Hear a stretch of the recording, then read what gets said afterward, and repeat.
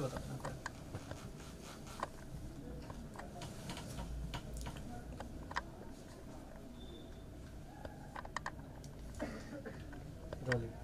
حضرت آپ یہاں آئے ہیں آج، جو دنگوں میں جن کے گھر گئے، جن کے نقصان ہوئے، ان کو کچھ نہ کچھ معاوضہ دینے آئے ہیں. سب سے پہلے سرکار کہہ رہی کہ جو لوگ بھی اس میں شامل ہیں، دونوں پکش کی کبھی بات وہ کرتے نہیں. سرکار کے لوگ ایک ہی طرف سے ایک طرفہ کارروائی ہوتی، کہہ رہے کو سزا دلا کے رہے.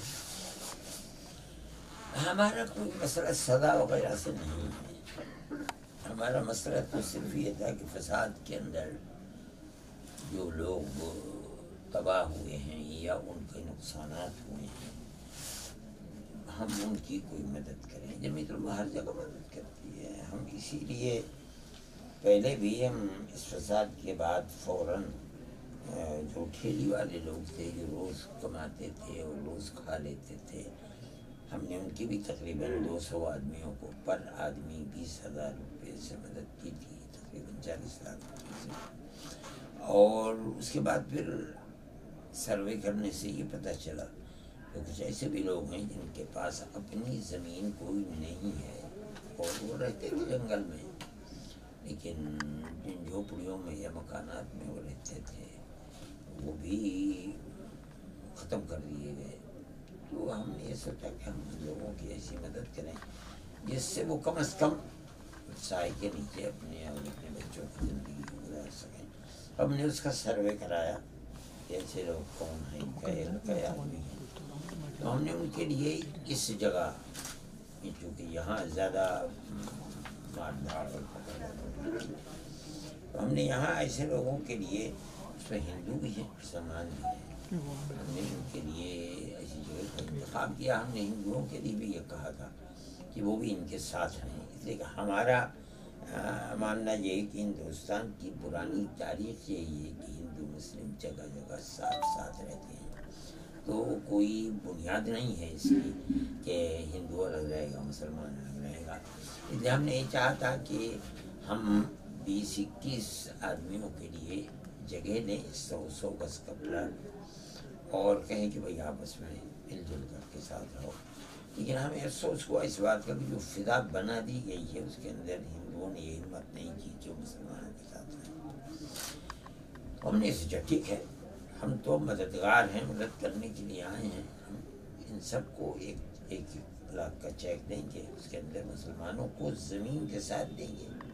چونکہ ہم زمین خرید چکے ہیں تو دوبارہ خریدنا زمین کا ہمارے لیے مشکل ہوگا. تو ہم ان لوگوں کو بھی 1-1 لاکھ کا چیک دیں گے. وہ جہاں رہ رہے ہیں، چاہے جھونپڑی ہی بنائیں، 1 لاکھ میں کتنا مکان بن سکتا ہے، مسلمان بھی کیا بنائیں گے، لیکن ہم ان کی بنیادی طریقے کے اوپر ایک مدد کریں گے اور زمین دیں گے. یہ ہمارا پروگرام ہے، اسی لیے آئے.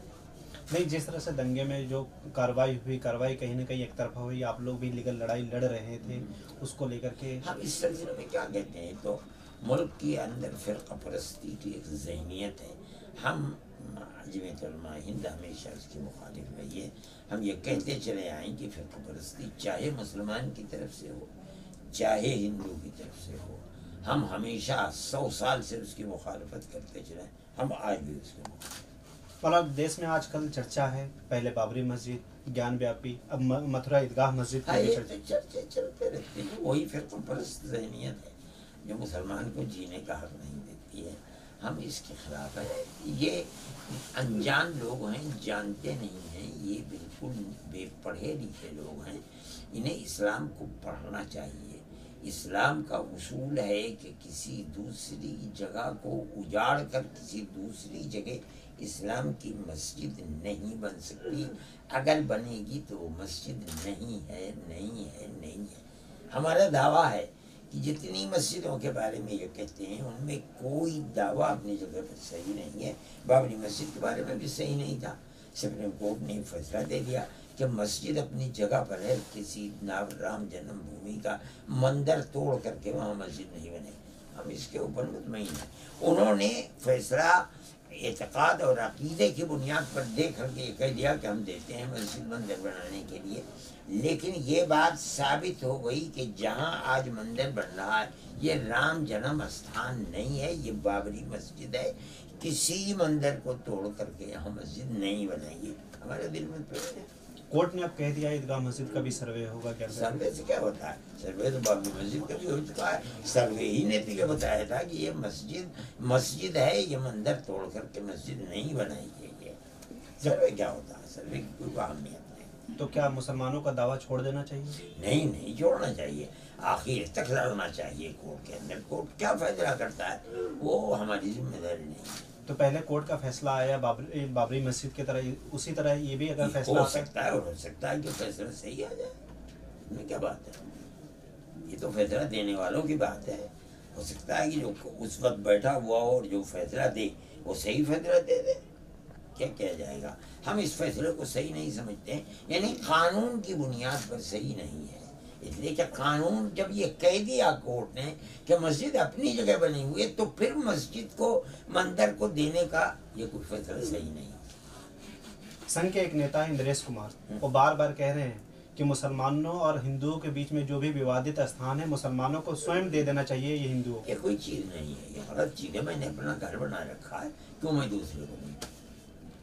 सवाल ये है कि या तो आप ये साबित करें कि यहाँ मंदिर था, तोड़ कर बना दिया गया। हम खुद कहते हैं कि कोई मस्जिद ऐसी हो नहीं सकती कि किसी दूसरे के घर को तोड़ करके वहाँ मस्जिद बना दी गई। या तो और अगर ये बात नहीं है कि वो किसी को तोड़, आप क्यों मुझसे कहते हैं कि मैं अपना घर दे दूँ? मैं तो नहीं देता घर। कानून मुझे इस चीज़ की इजाज़त देता है कि मैं अपनी मिल्कियत को किसी दूसरे को दूँ या न दूँ, मेरा जी चाहे दे चाहे ना। कोई मुझे नसीहत करने वाला कौन होता है कि दे दो? मुसलमान क्यों दे दे? वो उसका स्थान है, यानी इसका मतलब है कि कौम और अल्लाह का घर है। हम उसको इज्जत की नज़र से देखते हैं और उसको बाकी रखना अपने बाकी रखने से ज़्यादा अहमियत देते हैं। इसलिए हम क्यों मस्जिद दे दें किसी को? मौलाना एक चर्चा देश में आजकल हलाल की भी हो रही है। कोई हलाल की चर्चा नहीं है, तो सिर्फ यूपी के अंदर हुआ था और अब वो भी चीज़ नहीं है। होम मिनिस्टर ने मरकज के अमित शाह जी ने ये कह दिया है कि हमारा ये कोई मुद्दा नहीं, ये तो ख़त्म हो गई बात। उनके कई सारे नए नए मुख्यमंत्री जो चुन के आ रहे हैं आए दिन कहते हैं कि यहाँ हलाल मीट की दुकान नहीं खुलेगी, ये नहीं खुलेगी। ठीक है, ये दूसरी चीज़ है। मैंने सुना है कि मध्य प्रदेश में कहा है कि इससे गंदगी होती है, इसलिए खुले हुए के ऊपर नहीं बिकेगी। इसमें कोई हरज नहीं है, ये अच्छी चीज़ है कि खुले हुए में न बिके। ऐसा पर्दा और ऐसे शीशे के अंदर होना चाहिए जहाँ सफाई सुथराई, हर खाने की चीज़ इसी तरह सफाई सुथराई के अंदर रखी हुई होनी चाहिए। भव्य राम मंदिर बनने जा रहा है, बीजेपी कह रहा है 2022 में उद्घाटन होने जा रहा है। क्या किया जाए इसका? अपनी ताकत के बलबूते के ऊपर चीज़ ले करके उसको बनाना चाहते हैं, हम क्या उसके अंदर करेंगे? बहुत अच्छी बात है, बनाइए उसको। सरकार से लेकर तमाम हिंदू उसको बड़े पैमाने पर पूरे देश में जिस तरीके पर उसका प्रोपेगेंडा हो रहा है, हर हिंदू उसके अंदर अपने आप को ले जाना चाहता है, तो बहुत खुशी की बात जाइए। हम तो सिर्फ कोर्ट के फैसले पर कह रहे हैं। कोर्ट का फैसला सरकार के हक में नहीं, हमारे हक में। हम ये समझते हैं कि आस्था की बुनियाद पर दे देने का किसी दूसरे की जगह को देने का हक नहीं है। हम नहीं समझते हैं ये बात। कोर्ट ने दे दिया, उसके बाद कोई कोर्ट नहीं, हम अपने घर बैठ गए। हम उसको लेकर के दुनिया की किसी कोर्ट में जाए, हम अपने मुल्क के लिए किसी दुनिया की कोर्ट में जाएंगे। खत्म हो गई बात। मुसलमानों के लिए आगे क्या होगा? 2024 चुनाव आ रहे हैं। हाँ नहीं, हमारा चुनाव से कोई ताल्लुक नहीं है, इसलिए कि हम कोई मजहबी सियासी जमात नहीं है, तो मजहबी जमात है। हम तो मुसलमानों से यही कहते चले आए हैं और जब तक जिंदा रहेंगे कहते रहेंगे कि प्यार और मोहब्बत के साथ गली गली, कूचे कूचे, शहर शहर, गांव गांव प्यार और मोहब्बत के साथ जैसे 1500 साल से रहते चले आओ, इसी तरह रहो। और हम इसी तरह रहते हैं। हम इस चीज़ के ख्याल नहीं है कि हिंदू है तो उसके साथ बैठ नहीं सकते, खा नहीं सकते। हम तो हर एक के साथ बैठ कर खाते हैं। रात में यहाँ मऊ से हिंदू आए थे, मैंने तो उनके साथ बैठ कर खाना खाया। उनकी प्लेट अलग थी, मेरी प्लेट अलग थी। हम तो हर एक के साथ प्यार और मोहब्बत यही करते हैं और इसी की प्रचार करते हैं, तलकीन करते हैं। एक आखिरी सवाल, मोदी सरकार मौलाना बार बार ये कहते हैं कि हमने मुसलमानों के लिए सबसे ज़्यादा काम किए, चाहे ट्रिपल तलाक हो, अभी राशन हो, आयुष्मान हो, सब में मुसलमानों के लिए। तो मुसलमान क्या उनके तरफ भी देख रहा है? मुसलमान देख रहा है, वो अपने हालात से के बारे में मुसलमान खुद फैसला करे कि क्या हो रहा है। मैं नहीं चाहता हूँ कि इस मजलिस के अंदर मैं कोई इस तरह का इशू करूँ। آج اس کا موقع نہیں، اذان ہو چکی ہے جمعے کی، میں جاؤں گا اپنا، اس یہ کوئی مسئلہ نہیں. میں سیاسی مسئلے پر بات بھی نہیں کرتا ہوں، میں کوئی سیاسی آدمی ہی نہیں ہوں، مذہبی آدمی ہوں، تو مذہبی کے اوپر بات کرتا ہوں. نہیں تو بہت سارے چرچا ہے، سرکار جیسے چرچا ہوتی ہے UCC قانون لائیں گے، لو جہاد قانون بنائیں گے، کیا کیا مسلمانوں پہ آروپ بھی مڑے جاتے ہیں. لگائے جاتے ہیں، لیکن میں سیاسی مسئلوں پر بولتا نہیں ہوں، کہیں بھی نہیں بولتا. کوئی پوچھتا بھی تو میں کہہ دیتا ہوں بھائی میں سیاسی مسئلہ. تو مسلمانوں کو رہنمائی کون کرے گا؟ اتنے مسلم ہیں اس دیش میں. جو سیاسی لوگ ہیں وہ کریں گے، ہم تو سیاسی آدمی ہیں، ہم نہ خود الیکشن لڑتے ہیں نہ کسی دوسرے کا الیکشن لڑاتے ہیں، ہم نہیں کرتے. شکریہ.